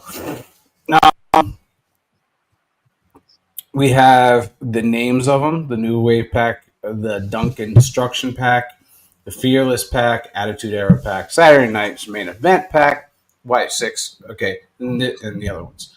Anyways, the DLC packs. The first one you're going to be getting in the New Wave is going to be Alex Shelley, Chris Sabin, Julia, Stephanie Vakir, and they said a special celebrity to be announced. Massive. I don't know why we still don't know. Yeah. Why? What? The Duncan Destruction. We're getting Abyss, Great Khali. Yeah, I don't know why Great Khali is in there. And 3 NBA stars to be announced. Look, honestly, you could take the NBA stars out and Great Khali and put in TNA talent. Or you could put in like a TNA version of AJ Styles. So the You know what I the mean? way that I look at the NBA guys being on there. Next, oh, what the fuck? Can you guys hear me? Yeah. That was weird. My mic just glitched. Oh. Am I good? Mine keeps yeah, so it keeps skipping out on me. But anyways, yeah, I can hear you. I'll wait till you're done. Can you guys hear me? Yeah. Yes, we can. Okay, weird. Anyways, so the next pack, you're getting Bull Nakano, Jordan Grace, New Jack, and Penta, and a celebrity special guest. Then you're getting an Attitude Era Super Pack, which is going to be Billy Gunn, D'Lo Brown, Mark Henry, Road Dogg, and Victoria. Solid How many times pack are you there. gonna So add you're going to Road be Dogg? able to. I don't know because I thought Road Dogg was already in the game, but I might be wrong. But Road Dogg, you're getting Road Dogg and Billy Gunn for your New Age Outlaws entrance, which is good. Okay.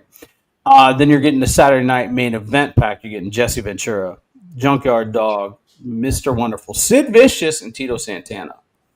Nice. And yeah, that's all. I mean, so the packs that the packs that Jesus. Okay, we're gonna stop. Stop that because the site Anyways, seems the packs that have already come out with the game. Yeah. Anyways, yeah. So the packs that are already out, I mean, they're pretty good so far. Everything is decent so far. So yeah, we'll see. I was gonna say this about the celebrities. I'm just not happy. I think that perhaps it has to do with the engagement that WWE is getting off of these social media guys and off of the NBA guys is why they're on 2K, and I think that's why I don't have a problem with them. Just like last year with Pat McAfee and his guys, because he put on a lot of people on his podcast. Yep. I think it's just one of those things where it's like you don't have to put them on any of your shows that you're doing or any cards you're using. They're just there. Yeah. While I agree there should be talents in place of that, I mean we got Stephanie, we got Julia, we got Motor City, we got Penta. Like that's fucking massive. Jordan Grace. Is she on there? Yeah, she's in the Bull Nakano pack with Penta. Oh, I missed that. Okay, cool. I mean, she's already on Supercard too, which is great. Kind of, That's what I'm saying. insane to know. And so yeah, we're getting those. I honestly, I mean, if they wanted to, I would have loved to see Abyss in there, like a TNA pack, like Abyss, Joe Henry, maybe throw in the Hardy Boys because they seem to be going back and forth, or maybe the Rascals, something Or, like you that. said, the classic AJ Styles entrance. Classic AJ Styles, yeah, or getting, or with Chris Sabian and Alex Shelley getting like a classic Alex Shelley and Chris Sabian from. I don't think you want the first version of Chris Saban, Alex. No. Maybe the first version of Chris Saban, but Alex Shelley's was like more or less, he was a comedy guy. I like the Mohawk, but I mean, we're not talking about stalker Alex Shelley, okay? Like, no, I don't want that. That's what I don't want. No, but I mean, he had a paparazzi studio. Yeah, I remember. But like, with the TNA pack, like you could do so much with it. Or maybe next year they add in more TNA superstars. Who knows? But I think the direction that WWE 2K is going, it's great. There's so much that you can do in this game. I know the story, the My Rise story is weird. Like a good weird or a bad weird? It's weird because it doesn't make any sense. I mean, it kind of makes sense. So, like, you start a character off, and I haven't gotten that far, but you start a character off, you get drafted onto Raw, and then you're immediately attacked as you come out. And then it goes by a masked character. And then the next week you challenge that masked character and you beat him. You beat somebody, and then you unmask the masked character after he attacks you. And it's Tony D'Angelo. And then he said they are coming. And you don't know who they are. And then it's Trick Williams, and it's a bunch of like NXT guys and gals. Like the women are beating up the men too. And it doesn't make any sense. Like Charlotte gets laid out by Roxanne Perez with the title. And then it's like fantasy booking. And then you find out that like Bailey, like everybody who is brought up by NXT creates a faction, a massive faction, to fight against you. Yeah, so it's like going back to the faction thing. They did that like 2 years in a row. No, they call it mutiny. Like the storyline is called mutiny, and then you create a female character to be with your male character. I mean, you have more choices in the game. I've created my female character. I have a male character and then I create a female character. But it's not too bad. I dived a little bit into my GM, which I didn't play very much of, but CM Punk's a manager, can be a manager on my GM, which is cool. There's up to 4. I mean, obviously 4 slots for my GM. I still haven't seen they have the tag team championships on my GM, which is cool. I haven't really dived too much in it. The roster, everything is really easy. So like, you remember how you used to have to tab over and it was different screens. Now you can just move your cursor over and it will change. It will change the thing up for you. I still have to dive into the showcase. I haven't done any of that. I haven't dived into very much of it, but the soundtrack is sick as fuck, man. Like I don't know why people were complaining about that soundtrack. That soundtrack is awesome. It's very good. They got some Jelly Roll in there. They got some metal. They have Baby Metal, which is your Japanese metal group. Really big Baby Metal fan. I love Baby Metal. They have a lot more metal. They have some rap on there, but it's enjoyable so far. Yeah, dude. I don't know. So I'm gonna dive a little bit. I'm gonna dive a little bit more into the game, and then we'll talk about it next week. Mess with my island or the island or whatever. So because I don't have a next gen console, I don't have access to the island. Yeah, which kind of sucks. Because they made the island. You bought the Bloodline edition?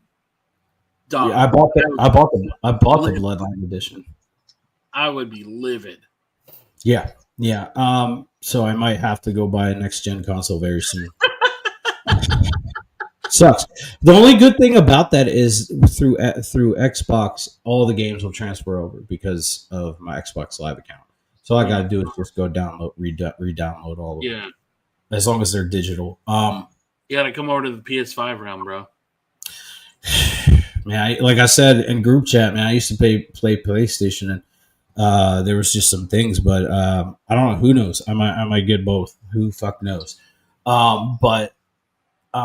Yeah, from what I've seen, it's very enjoyable. It's great.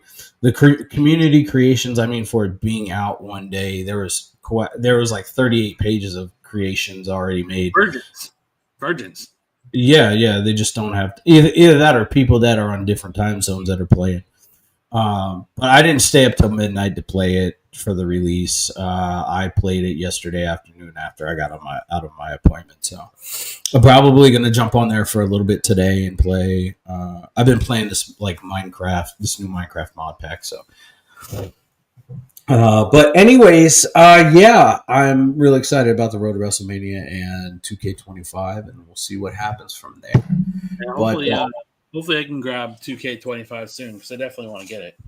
Yeah, I mean, it's fun. I have to dive into everything, but yeah, everybody. Alec, thank you for joining. Ryan, thank you for joining in the conversation. Ricky, thanks for joining in the conversation. It was great. Thank you for the engagement. We greatly appreciate it. And until next week, I hope that you guys have a good week. And deuces.